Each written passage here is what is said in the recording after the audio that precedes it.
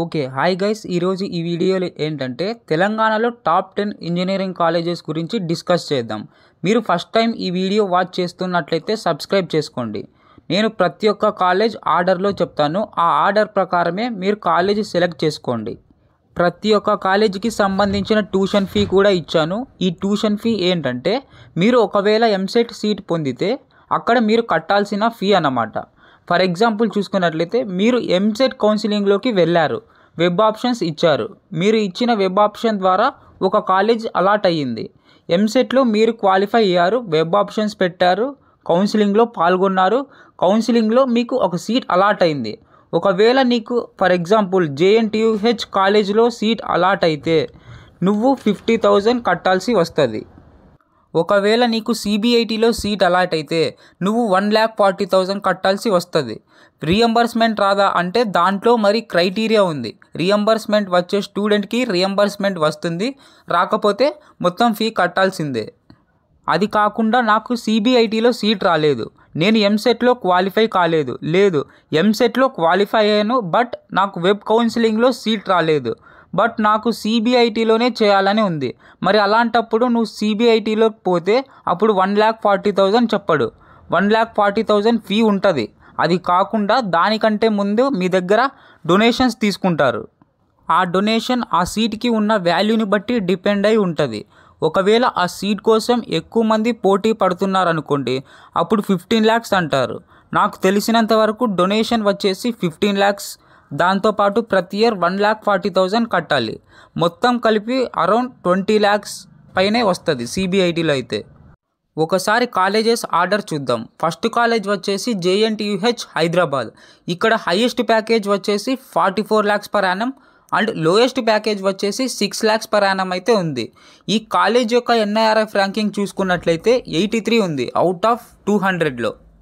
Next college CBIT Chaitanya Bharathi institute of technology. ఇక్కడ highest package వచ్చేసి 45 lakhs per annum and median salary వచ్చేసి between 5 lakhs per annum and 7 lakhs per annum అయితే ఉంది. And ఈ college యొక్క NIRF ranking మనం చూసుకున్నట్లయితే బిట్వీన్ 151 to 200 మధ్యలో అయితే ఉంటుంది.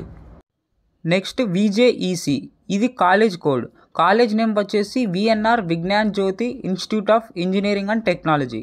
ఇక్కడ హైయెస్ట్ ప్యాకేజ్ వచ్చేసి 34 lakhs per annum and average package వచ్చేసి 8.3 lakhs per annum అయితే ఉంది.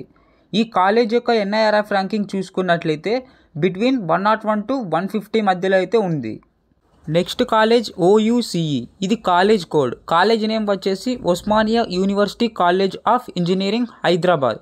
ఇక్కడ హైయెస్ట్ ప్యాకేజ్ వచ్చేసి 24 lakhs per annum and average package వచ్చేసి 4,25,000 అయితే ఉంది.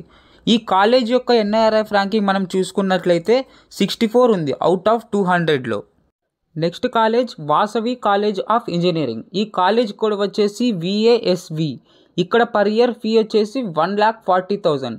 ఇక్కడ ఈ కాలేజ్లో హైయెస్ట్ ప్యాకేజ్ వచ్చేసి 28 lakhs per annum అండ్ ఈ కాలేజ్ యొక్క NIRF ర్యాంకింగ్ బిట్వీన్ 251 to 300 మధ్యలో అయితే ఉంటుంది. Next college Gokaraju Rangaraju institute of engineering and technology. ఈ కాలేజ్ కోడ్ వచ్చేసి GRIET అండ్ ఈ కాలేజ్లో మనం పర్ ఇయర్ ఫీ చూసుకున్నట్లయితే 1,30,000 వరకు వస్తుంది. ఈ కాలేజ్లో హైయెస్ట్ ప్యాకేజ్ వచ్చేసి 44 lakhs per annum and NIRF ranking ఈ కాలేజ్కి వచ్చేసి 23 అవుట్ ఆఫ్ 175. టాప్ 5 మాత్రం చాలా ఇంపార్టెంట్. నేనైతే ఆర్డర్లో చెప్పాను, మీరు ఈ ఆర్డర్ ప్రకారం మీకు ఏ కాలేజీలో సీటు వస్తుందో దాని ప్రకారం జాయిన్ అవ్వచ్చు.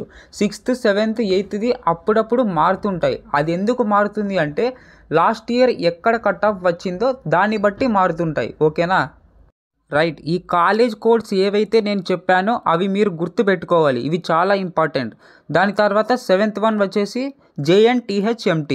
ఇది కాలేజ్ కోడ్. కాలేజ్ నేమ్ వచ్చేసి JNTUH university college of engineering and technology. ఇది మనకి హైదరాబాద్ కూకట్పల్లిలో అయితే ఉంది.